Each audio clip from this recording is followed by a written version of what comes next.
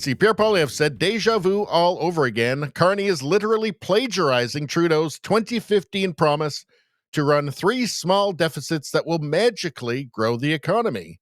The result, debt doubled, housing costs doubled, and food bank lineups doubled, with the worst growth in the G7. Carbon tax Carney is just like Justin. Well, the thing is that as we see now, as we know now, Carney's been advising Trudeau at least since 2020. I think it's almost a certainty that he's been advising him well since before then, probably the entire time. So it's really more like Justin is just like Mark Carney. I mean, that Mark Carney is seeming increasingly like his economic mentor, and that he's just been doing what Carney has said.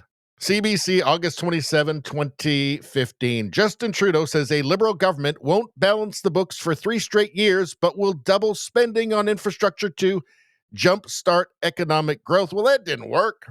CBC, February 16th, 2025. Liberal leadership hopeful Mark Carney confirmed Sunday that a federal government led by him would run a deficit to invest and grow Canada's economy, but it would also balance its operational spending over the next 3 years. Well, it won't, though. It won't. That doesn't even make sense. Of course it's not. He's a big government guy. Of course he's going to spend. He loves to.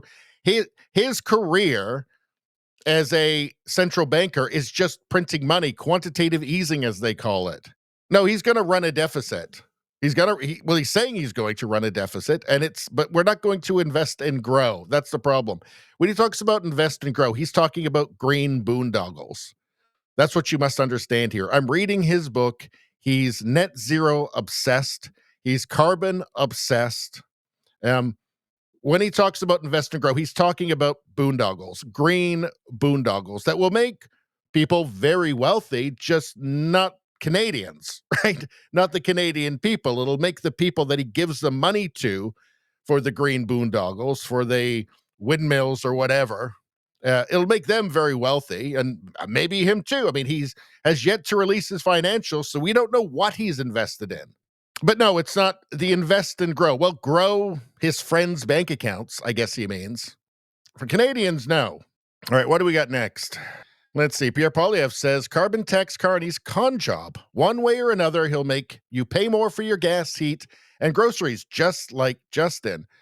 Well, after the UK embraced his net zero fantasies, now you've got pensioners who can't afford to heat their homes in the winter.